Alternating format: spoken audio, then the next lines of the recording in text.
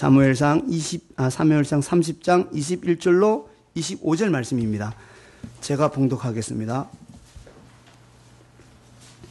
다윗이 이왕에 피곤하여 능히 자기를 따르지 못하므로 브솔 시내에 머물게 한 200인에 대게 오매 그들이 다윗과 그와 함께한 백성을 영접하러 나온지라. 다윗이 그 백성에게 이르러 문안하며 다윗과 함께 갔던 자 중에 악한 자와 비류들이 다 가로되 그들이 우리와 함께 가지 아니하였은즉 우리가 도로 찾은 물건은 무엇이든지 그들에게 주지 말고 각 사람의 처자만 주어서 데리고 떠나가게 하라 하는지라. 다윗이 가로되 나의 형제들아, 여호와께서 우리를 보호하시고 우리를 치러 온 그 군대를 우리 손에 붙이셨으니 그가 우리에게 주신 것을 너희가 이같이 못하리라.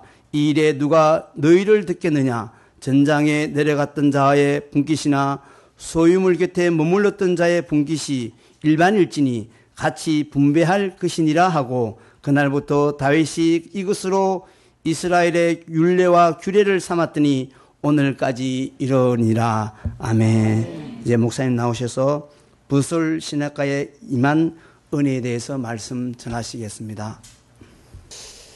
사울을 피해서 망명 중인 다윗과 다윗의 군인들은 시글락이라고 하는 성읍에 자리를 잡고 오랫동안 거처하고 있었습니다.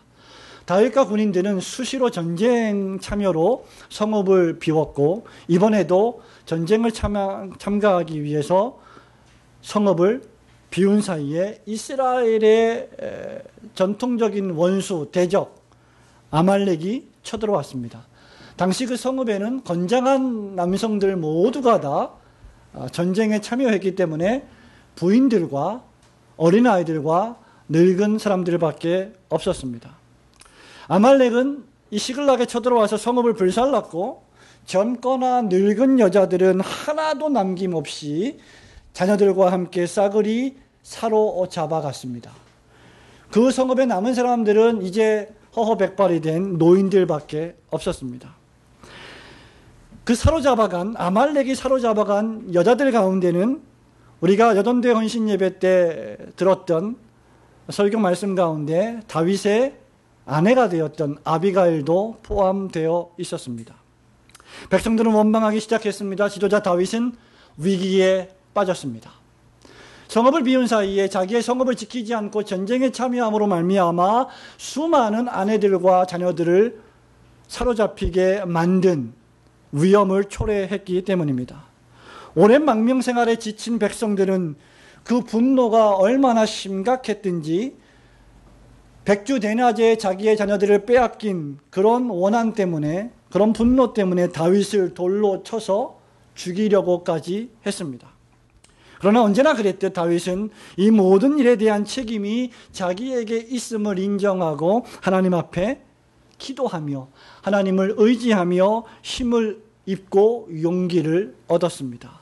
다윗은 위기를 모면하려 하지 않았고 위기를 정면 돌파하기를 원했습니다. 다윗은 백성을 안돈시키고 과연 이 아말렉을 추격해서 사로잡힌 아내들과 사랑스러운 아내들과 귀여운 자녀들을 다시 데리고 올 것인지에 대하여 하나님 앞에 무릎을 꿇고 기도했습니다. 하나님께서 응답하셨습니다. 하나님의 응답이 떨어지자마자 다윗은 즉시 600명의 군인들을 정비해서 칼과 단창을 채우고 방패를 준비하고 아말렉 군대를 추격하기 시작했습니다. 추격조 600명이 부솔 시내에 이르렀을 때 그 가운데 200여 명이 너무나 지쳐서 오래된 망명 생활과 또 추격 생활과 전투 생활에 지쳐서 강을 건널 수 없게 되는 상황에 이르렀습니다.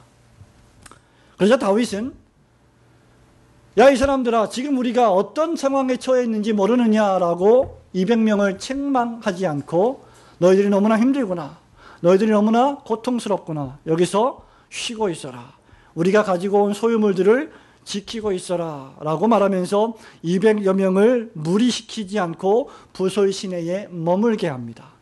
그리고 아직 힘이 남아있는 400명과 함께 다시 아말렉 군대를 추격하기 시작합니다.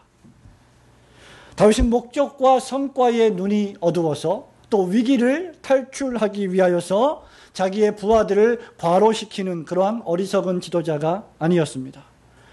다윗은 목적과 성과에 눈이 어두워 군사들의 무조건적인 희생을 강요하는 지도자도 아니었습니다. 군인들이 죽어나가든 말든 상관없이 자기가 목적한 것을 이루기만 원했던 사람도 아니었습니다. 더욱이 맹렬하게 추격하던 와중에 사흘 밤낮 동안 아무것도 먹지도 못하고 마시지도 못한 애굽 출신의 소년 하나를 만나게 됩니다. 여러분, 한시가 급한, 1시간이라도 더 급히 아말렉을 추격해서 사랑하는 아내들과 자녀들을 구출해 와야 함에도 불구하고 다윗은 이 작은 어린아이 애굽 소년에게 먹을 것을 주고 마실 것을 주면서 친절한 사랑을 베풀었던 아주 자비로운 사람이었습니다. 저와 여러분 같았으면 어떻게 했겠습니까? 목사님, 저도 역시 친절한 사랑의 사람이 아니었겠습니까? 그래서 이 굶주리고 이 목마른 소년에게 먹을 것과 마실 것을 너무너무 급한 상황임에도 불구하고 주고 좀 기다렸다가 좀 빨리 먹지, 좀 천천히 먹고 천천히 마시는, 승질나지만 좀 참고 그래도 가지 않았겠습니까? 1분 1초도 아까운데 다윗은 이 소년에게 먹을 것과 마실 것을 줍니다. 그런데 놀랍게도 바로 이 소년이, 애굽 출신의 이 소년이 이 다윗 군대의 아내들과 자녀들을 사로잡아간 아말렉 군대에서 종생활을 했던 소년이었습니다. 다윗과 400명의 군인은 이 소년의 도움으로 아말렉을 발견했고, 이 소년이 인도하는 곳을 따라서 아말렉을 멸하고 쳐서 빼앗겼던 다윗의 아내 아비가일을 포함하여 모든 여자들을 도로 찾았습니다. 자녀들을 도로 다 찾았습니다. 안전하게 자녀들과 부인들을 데리고 나왔습니다. 그뿐입니까? 소떼와 양떼를 다 되찾았고 수많은 전리품들을 이끌고 부솔 시내로 돌아오고 있었습니다. 이것이 바로 오늘 우리가 읽은 본문 말씀의 배경이 되는 30장 1절부터 20절의 내용입니다. 이제 다윗과 400명의 군사들, 힘이 남아있던 추격조 400명의 군사들이 사로잡혔던 모든 여자들과 전리품들을 앞세워 200명의 군인들이 머물고 있는 부솔 시내가로 다시 돌아온 것입니다. 전쟁에서 승리했습니다. 사랑스러운 아내 아비가일을 만났습니다. 그리고 모든 군인들이 자기의 사랑하는 아내들과 자녀들과 다시 재회했습니다. 얼마나 기쁜 순간입니까? 얼마나 즐겁고 행복한 승리의 순간입니까? 부솔 시내가에는 하나님의 축복과 은혜가 넘친 것입니다. 승리의 기쁨과 즐거움이 넘치는 시내가 아닐 수 없습니다. 우리 올고든 교회에 이런 시내가의 향연이 많이 있기를 주님의 이름으로 소원합니다. 그러나 은혜가 많은 곳에 항상 죄가 있습니다. 은혜가 많은 곳에 사단이 시기 질투합니다. 그래서 유혹이 발생합니다. 오늘 오후에는 부솔 시내가에 임한 은혜를 3가지로 상고해 보기를 원합니다. 첫 번째, 부솔 시내가에 임한 은혜는 하나님이 베풀어 주신 무조건적인 은혜입니다. 23절 말씀을 저와 여러분이 함께 읽도록 하겠습니다. 다윗이 시작. 다윗이 가로되 나의 형제들아, 여호와께서 우리를 보호하시고 우리를 치러 온 그 군대를 우리 손에 붙이셨은즉 그가 우리에게 주신 것을 너희가 이같이 못하리라. 여러분, 23절의 말씀을 중심에서 그 앞에 뒤에 본문의 말씀을 자세히 주도 면밀하게 읽으신 분은 다윗이 왜 이런 말을 하는지를 잘 알 것입니다.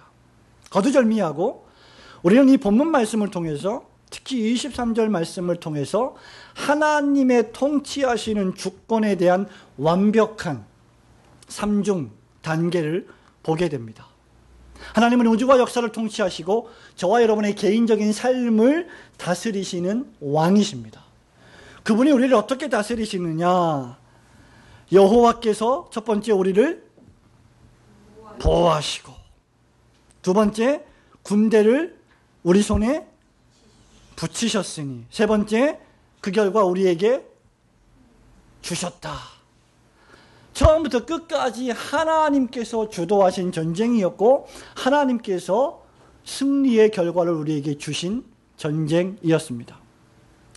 다윗은 8절에 보면 위기의 순간에 인간적인 지혜를 구하지 않고 자기를 도와줄 수 있는 어떤 유력한 사람에게 찾아가지 않고 다른 동맹군에게 도움을 요청하는 대신에 먼저 무엇을 합니까? 하나님의 뜻을 묻습니다. 당연히 자기의 아내가 사로잡혀갔고 자기의 처자들이, 자기의 자녀들이 사로잡혀갔다면 당연히 구하러 가는 것은 마땅한 일임에도 불구하고 다윗은 먼저 무릎을 꿇습니다.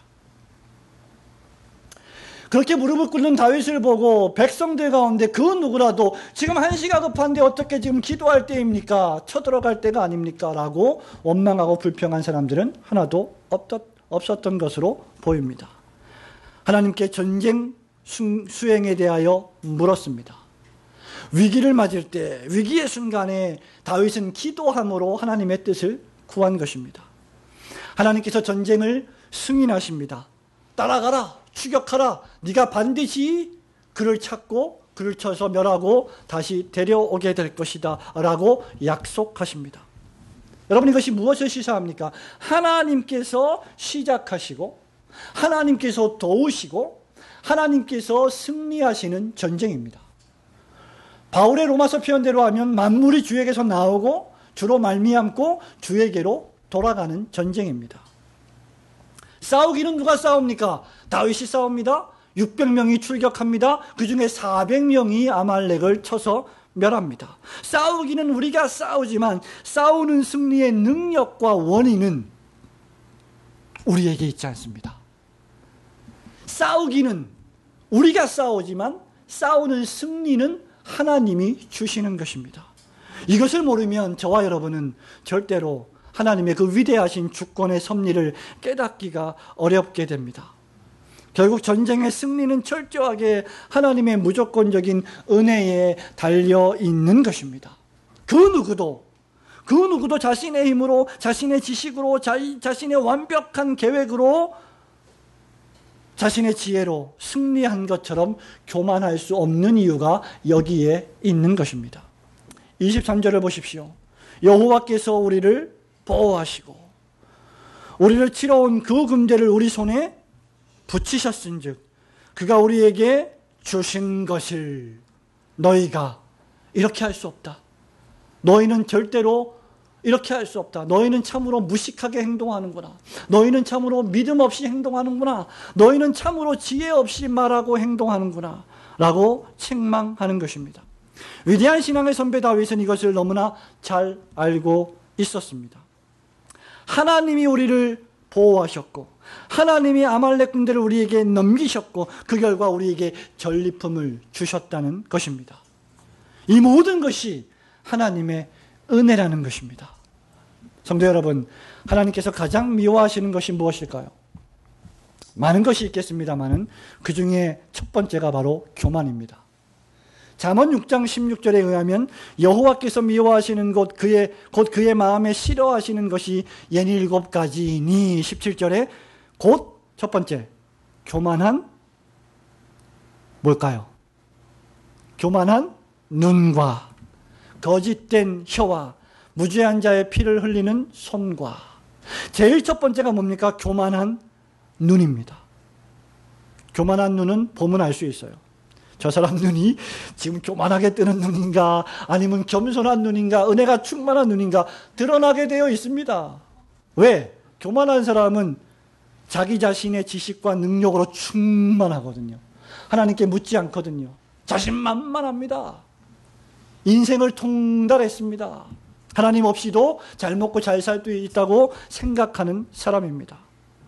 그래서 눈이 별로 예쁘지가 않아요. 눈이 예쁜 사람 보면 저는 정말 부럽습니다. 교만한 사람은 하나님의 은혜를 멸시합니다. 하나님 도움 없어도요 저는 잘 살 수 있습니다. 이거 뭐 교회 그거 뭐하러 나갑니까? 복을 받으러 나가는 거지 뭐. 복 안 줄 바에야 내가 뭐하러 교회 다니겠습니까? 이거 안 주셔도 전 잘 살 수 있습니다. 하나님의 은혜를 멸시합니다. 교만한 자는 매사에 자기 자신을 앞세우고 드러냅니다. 도처에서 여러분이 구약성경과 신약성경을 읽어보면 교만한 자의 특징이 무엇입니까? 내가, 우리가. 반면에 겸손한 신앙인들은 무엇을 강조했습니까? 하나님이. 요셉을 보십시오. 하나님께서. 하나님의 은혜로 충만한 자는 그래서 겸손합니다. 은혜로 충만한 자는 자신이 아니라 하나님을 높입니다.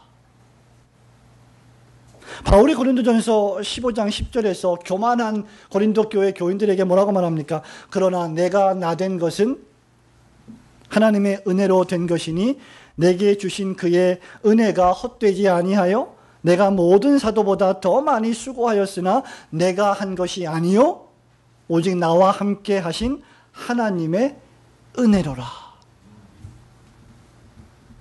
하나님의 은혜가 없으면 살 수가 없습니다. 우리 성도들이 이것을 정말 깨닫고 마음에 깊이 새겨서 우리의 삶 속에서 얼마나 성가신 일이 많이 벌어지든지 관계없이 하나님의 은혜로만 승리하는 삶을 살 줄 알아야 합니다. 하나님이 나의 소유가 되면 세상이 물결이 일어나고 땅들이 바닷속으로 꺼지는 어마어마한 자연재해가 발생한다 할지라도 내 마음에 평화가 넘치는 것입니다. 모든 것이 한량없으신 하나님의 은혜임을 고백하시고 하나님께만 영광을 돌리시는 성도들이 되시기를 주님의 이름으로 축원합니다. 부솔시냇가에 임한 은혜 두 번째는 차별이 없이 임하는 은혜입니다. 24절 말씀, 이 일에 누가 같이 읽습니다. 시작. 이 일에 누가 너희를 듣겠느냐? 전장에 내려갔던 자의 분깃이나 소유물 곁에 머물렀던 자의 분깃이 일반일지니 같이 분배할 것이니라 하고. 아멘. 전장에 내려갔던 자나 400명의 추격조이든지 소유물 곁에 머물렀던 자나 200명의 지쳐서 쓰러진 사람들이든지 어떻게 분배한다? 똑같이 분배한다. 뭐를요? 전리품을. 전리품을 나누는 다윗의 정책입니다. 수고하고 애써서 거둬들인 결과를 분배하는 다윗의 법칙이죠. 실제 피비린내 나는 전쟁에 참여했던 사람들은 몇 명이었습니까? 400명이었어요. 200명의 군인들은 부솔 시냇가에서 머물러 소유물을 지켰을 뿐이지 실제 손에 발에 피를 흘리지는 않았습니다. 피를 묻히지는 않았습니다. 그러나 다윗은 실제 피비린내 나는 전쟁에 참여했던 군인이나 부솔 시내 소유물 곁에 머물렀던 군인이나 똑같이 나누어야 한다고 말하는 것입니다. 아까 말한 바와 같이 은혜가 넘치는 곳에 시험이 있습니다.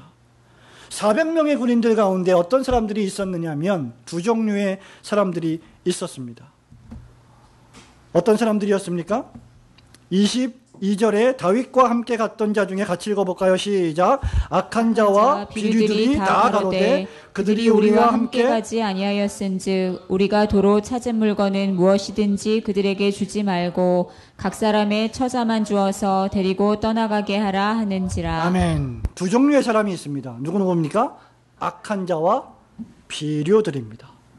다윗을 추종하고 다윗의 명령이라고 하면 목숨도 아까워하지 않을 400명의 군인들 가운데 악인들이 있었다는 거죠. 또 하나 비류들이 있었습니다. 비류가 무엇입니까? 트러블 메이커, 문제를 일으키는 사람들을 뜻합니다. 400명 사람들 가운데는 생각이 약하고 은혜롭게 생각하지 않고 그 결과 매사에 문제를 일으키는 사람들이 포함되어 있었는데 어떤 일로 문제를 일으켰습니까? 22절에 보니까 그들의 주장이 뭐예요? 우리와 함께 전쟁에 피비린내 나는 전쟁에 함께 참여하지 않은 사람들, 그 사람들에게는 도로 찾은 물건, 소떼, 양떼, 전리품들은 나누어 주지 말고 그저 그 사람들의 부인하고 아이들만 줘서 보내버립시다, 장군님. 이렇게 얘기하는 겁니다. 여러분 얼마나 설득력 있습니까?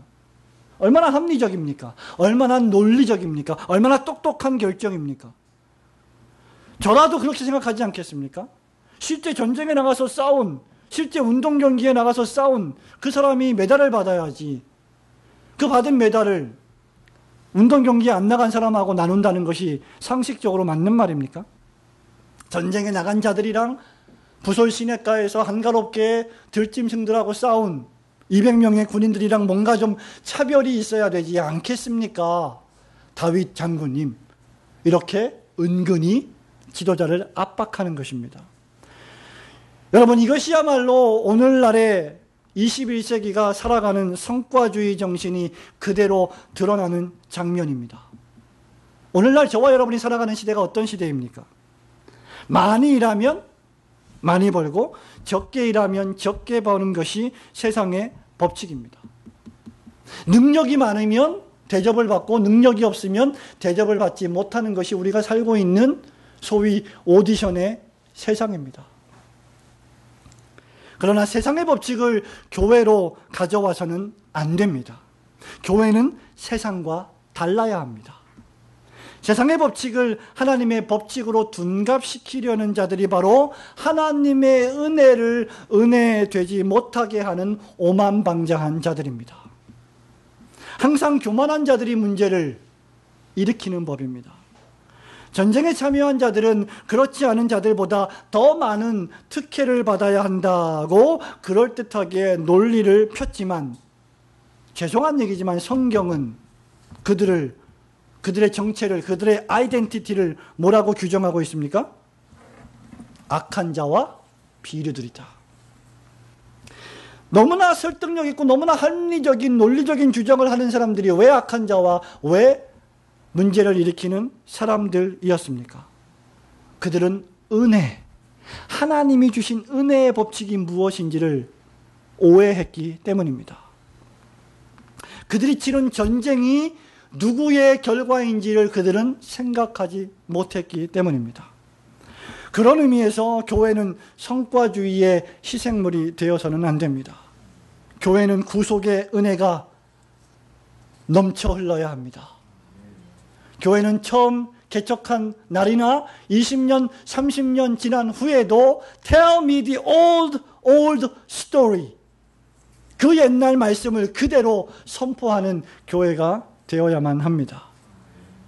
이 말은 소위 놀고 먹는 무위도식자를 합리화하고자 하는 말이 결코 아닙니다. 이 말씀은 열심히 일하는 자가 하나님의 나라에 가서 각기 다양한 상급을 받는다는 말을 의미하는 것도 아닙니다. 여러분, 교회는 지도자 다윗을 능히 따르지 못한다고 배제하는 곳이 아닙니다. 교회에 별 도움이 안 된다고 애들은 가라 하는 것이 교회가 될 수 없습니다. 오늘부터 우리 교회는 성경학교를 1박 2일 시작을 하게 됩니다. 우리 교회가 가장 중요하게 생각해야 될 일 가운데 하나는 바로 우리의 자녀들을 믿음으로 양육하는 것입니다. 저들이 비록 연약하고 아직 믿음이 자라지 못하고 크게 성장하지 못하고 교회의 재정에 뭐 큰 도움이 못 된다고 해서 저들을 배제한다고 하면 한국 교회는 소망이 없을 것입니다. 교회는 연약하고 힘이 없는 자들의 피난처가 되어야 합니다. 마태복음 20장에 보면 포도원 품꾼 비유가 나옵니다. 많은 신학자들이 이 포도원 품꾼 비유를 해석하고 설명합니다. 아침 일찍에 온 일꾼이 있습니다. 오전 9시에 온 일꾼이 있습니다. 12시에 온 일꾼이 있습니다. 오후 3시와 오후 6시 다 파장해서 이제 막 가려고 하는 직전에 와서 일한 일꾼이 있습니다. 그런데 이 모든 일꾼들에게 주인이 각기 다 한 데나리온씩만 주었습니다. 한 데나리온이 얼마의 가치가 있는지 기억하시죠? 하시죠? 하루 노동자의 하루 품삯. 그런데 1시간 일한 사람도 한 데나리온, 하루 종일 일한 사람도 한 데나리온을 받았습니다. 교회라고 하는 것은 유대인이든 헬라인이든 처음에 개척을 했던 나중에 왔던 관계없이 모두가 다 한 데나리온을 받는 기관입니다. 400명이든 200명이든 하나님의 동일한 은혜가 임하는 곳이 바로 하나님의 교회이어야 합니다. 악한 자들과 비류들은 하나님의 은혜를 오해했습니다. 자기들이 뭔가 열심을 내어서 이 전쟁이 승리한 것처럼 착각에 빠졌습니다. 하나님께서 그들에게 힘을 주시고 그들의 방패가 되어주시고 그들의 구름기둥과 불기둥이 되어주셨다는 사실을 새까맣게 잊어버렸습니다. 저와 여러분은 한시도 하나님의 은혜가 없이는 살 수 없는 자들임을 믿으시기를 주님의 이름으로 축원합니다. 은혜 없는 자들이 자기 공로를 내세웁니다. 죄송한 얘기지만 은혜 없는 자들이 종국에 가서는 자기 의를 드러냅니다. 내가 하나님의 나라를 위하여, 내가 교회를 위하여 성전을 건축하고 이렇게 살아왔는데, 내가 이렇게 했는데 하나님 왜 나에게, 내가 교회를 위해 이렇게 희생하고 헌신했는데. 성도 여러분, 저와 여러분이 교회를 위하여 무엇을 헌신하고 무엇을 희생했습니까? 아무것도 없습니다. 전부 다 하나님이 주신 은혜인데 무엇을 희생했다는 말입니까? 처음부터 끝까지 하나님의 은혜입니다. 그러므로 교회에는 차별이 없어야 합니다. 어제 우리 교회 메인 반주자, 서브 반주자가 있는 건 아니지만 그래도 메인 반주자가 11시에 와서 연습을 하고 우리 집사님과 함께 점심 식사를 하는데, 식사하면서 우리 집사님이 하신 말씀 가운데 참 마음에 와닿는 게 하나 있어요. 주일이 되면 갈 교회가 있다는 것이 얼마나 감사한 일인지 모르겠다. 여러분, 이게 심상한 일이 아닙니다. 주일이 됐는데 섬길 교회 공동체가 없다. 예배를 함께 드릴 예배 공동체가 없다. 그리스도의 말씀을 배울 제자 공동체가 없다. 그거 얼마나 고통스럽고 괴로운 일입니까? 그런데 예배 드릴 교회가 있다. 함께 예배 드릴 성도들이 있다. 얼마나 은혜로운 일입니까? 하나님이 우리에게 그렇게 은혜를 베푸셨습니다. 다윗은 하나님의 은혜를 정확히 잘 알고 있었습니다. 그는 하나님의 교회 공동체가 어떻게 운영되어야 하는지를 잘 알고 있던 자입니다. 만일 다윗이 그래, 너희들은 부솔 시내가에서 그래, 지금 7월 말인데 휴가 즐기고 왔지? 우리는 쇠가 빠지게 가서 일하고 말이야, 손에 피 묻히고 말이야, 이렇게 고통을 당하면서 다 죽을 힘을 다해서 전쟁에 싸우고 좀 승리하여 돌아왔는데, 그래? 너희들은 없어. 국물도 없어. 그래, 너희들 아내만 가져가. 자녀들만 가져가. 먹고 사는 건 너희들이 알아서 해라고 다윗도 그렇게 생각하고 결정했다면 그 시글락의 다윗 공동체는 분열이 되었을 것입니다. 전장에 내려갔던 자나 소유물 곁에 머물렀던 자나 똑같이 분배한다.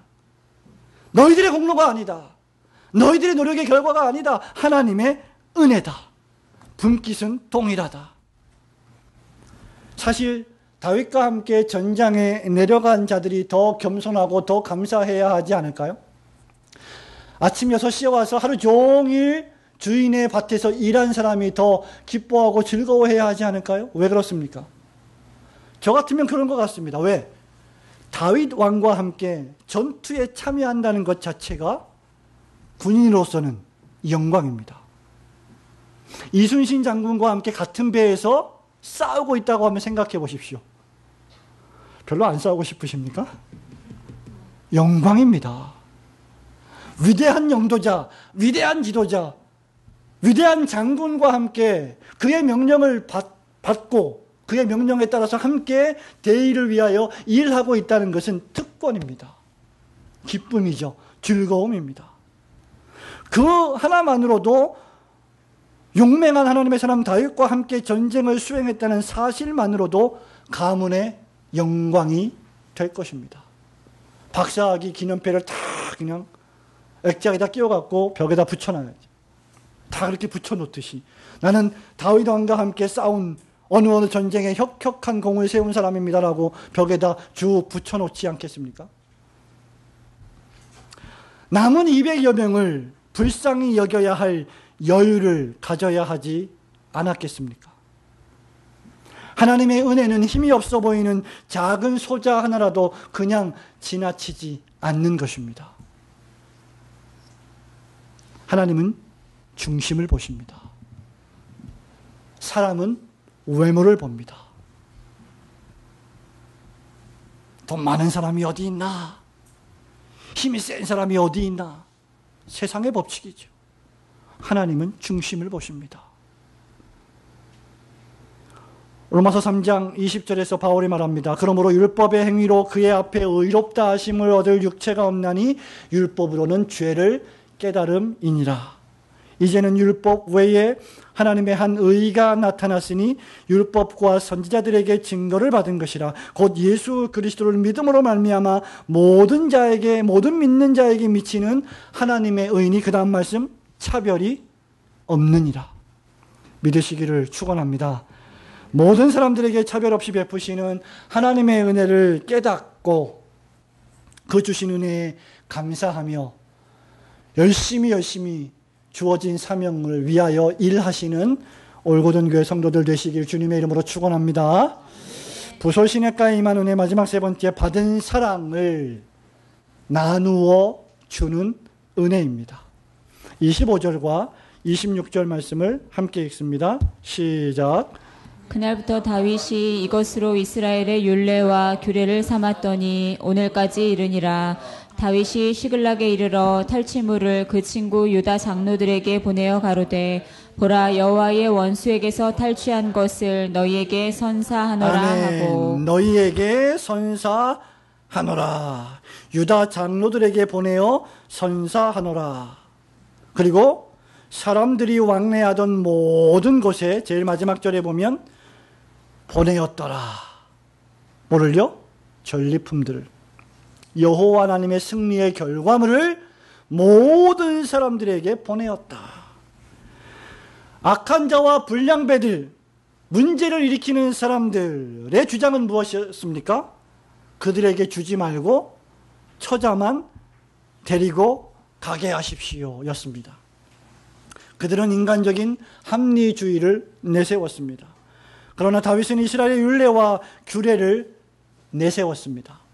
전장에 나갔던 자나 머물렀던 자나 동일한 분깃을 나누는 것이 하나님의 법칙이었기 때문입니다. 다윗은 여기서 머무르지 않고 이 전쟁 수용에 아무런 상관도 없는 사람들에게까지 전리품을 지금 막 무상으로 공급하고 있는 것입니다. 여러분, 놀라운 장면이 아닙니까?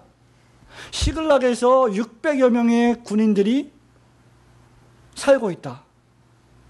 처자까지 합치면 약 2천여 명, 최소 2천여 명이 살고 있다. 그 전리품들이 그 망명 생활에 얼마나 큰 도움이 되는 물건들이었겠습니까?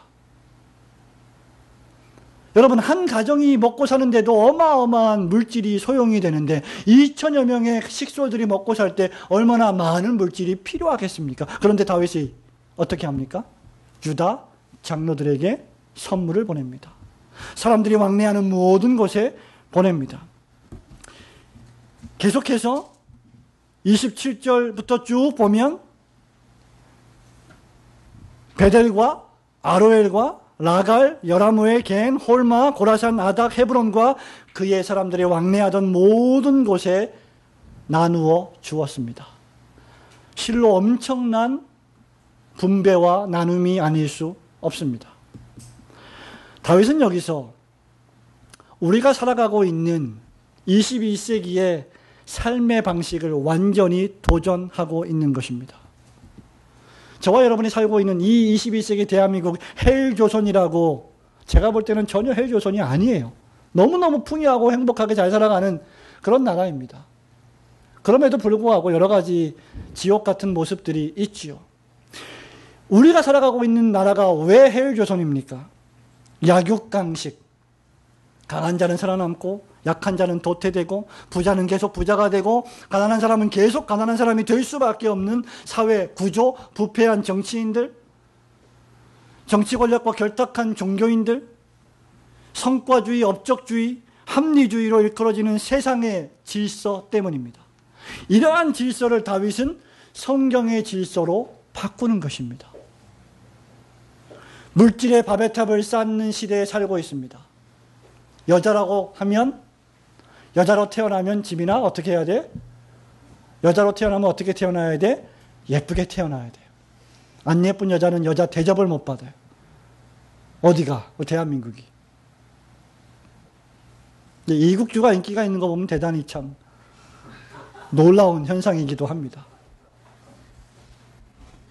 대한민국 사회가 그렇습니다. 강자만이 살아남는 세상. 탐욕에 물들어서 재산을 쌓고 또 쌓고 또 쌓아도 만족할 줄 모르는 질서, 구조. 그 구조를 은혜의 질서로 다윗은 바꾸는 것입니다.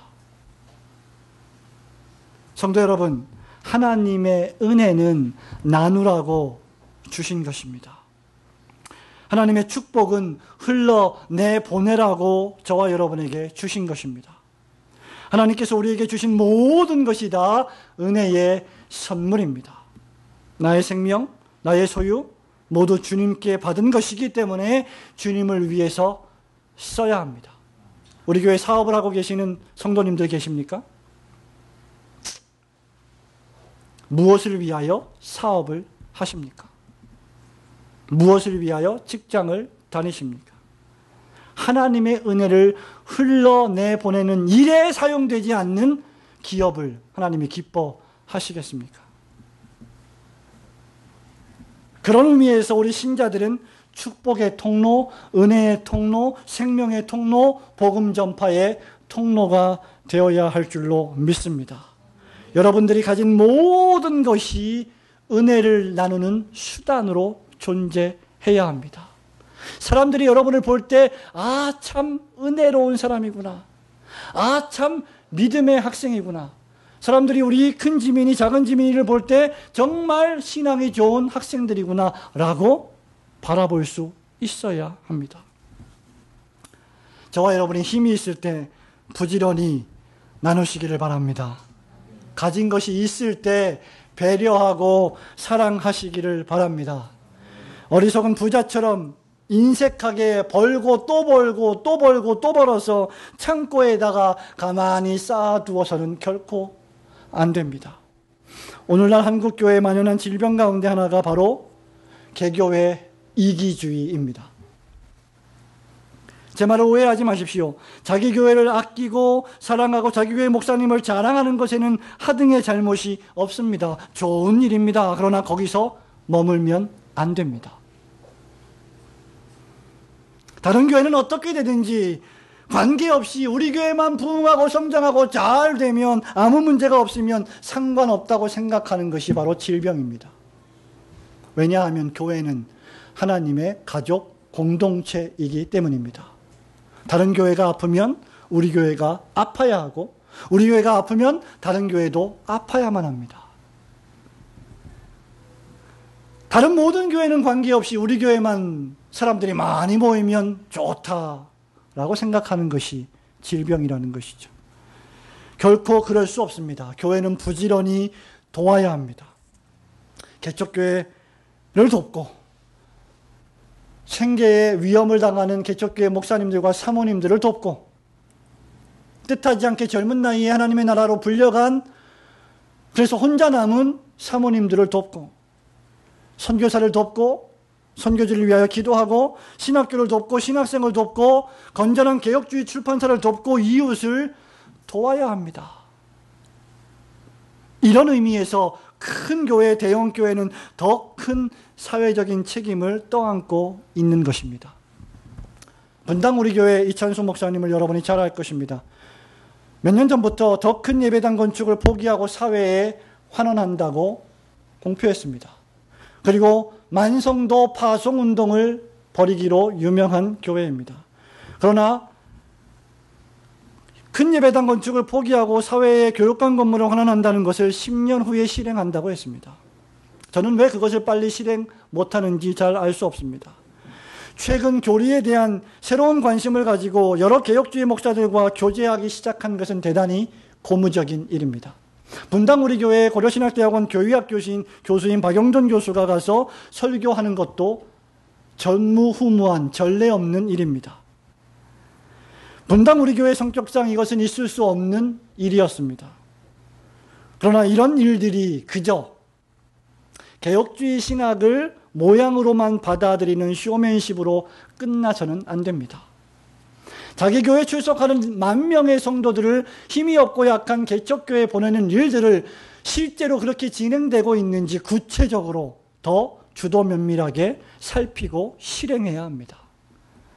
왜냐하면 큰 교회 다니는 속성을 가진 사람들이 개척교회에 가지 않으려고 하기 때문입니다. 성도 여러분, 진정성 있게 지금 즉시 큰 교회든 작은 교회든 은혜를 흘려보내고 있느냐를 볼 줄 알아야 합니다. 부솔 시내에 흐른 은혜는 계속 흘러가야 합니다. 저와 여러분이 받은 은혜, 그리고 앞으로 받을 은혜를 통하여 그 은혜를 여러분 주변에, 여러분 이웃에게 계속해서 흘려보내는 통로가 되시기를 주님의 이름으로 축원합니다. 성도 여러분, 말씀을 맺습니다. 교회를 개척하고 이제 8월이 되면 만 2년이 지나게 됩니다. 지난 2년 동안 예배를 인도하면서 수차례 설교하면서 저 자신이 부단히 강조한 것이 하나 있다고 하면 바로 하나님 앞에서 올바르게 나아가되 겸손하게 나아가자라고 생각합니다. 저와 여러분은 많은 신앙의 경력이 있습니다. 저와 여러분에게는 많은 교회 경험이 있습니다. 노하우가 있습니다. 신앙 경력들도 대단합니다. 그래서 더욱 겸손해야 합니다. 다윗은 바로 그런 겸손의 사람이었습니다. 수없는 전투를 통하여서 수없는 승리를 맛보았던 다윗임에도 불구하고 여전히 하나님 앞에서 무릎을 꿇고 하나님의 뜻을 구하는 기도를 올렸던 지도자였습니다. 그래서 더욱 형통했는지 모릅니다. 매사에 무릎을 꿇고 기도하며 하나님께 물으시기를 축원합니다. 받은 은혜를 차별 없이 나누시기를 소원합니다. 우리가 어제 그랬듯이 오늘도 내일도 10년 후에도 20년 후에도 저와 여러분이 은퇴를 할 때에도 하나님의 은혜만 앞세우며 나간다면 부솔 시내에 임한 승리의 축복이 우리와 우리 자손들에게 대대에 넘쳐날 것입니다. 하나님께서 주신 승리와 축복의 은혜 근처에 어슬렁거리는 불평과 교만의 유혹을 제어하고 늘 하나님의 은혜 안에서 승리하시는 올고든 교회 성도들이 되시기를 주님의 이름으로 축원합니다.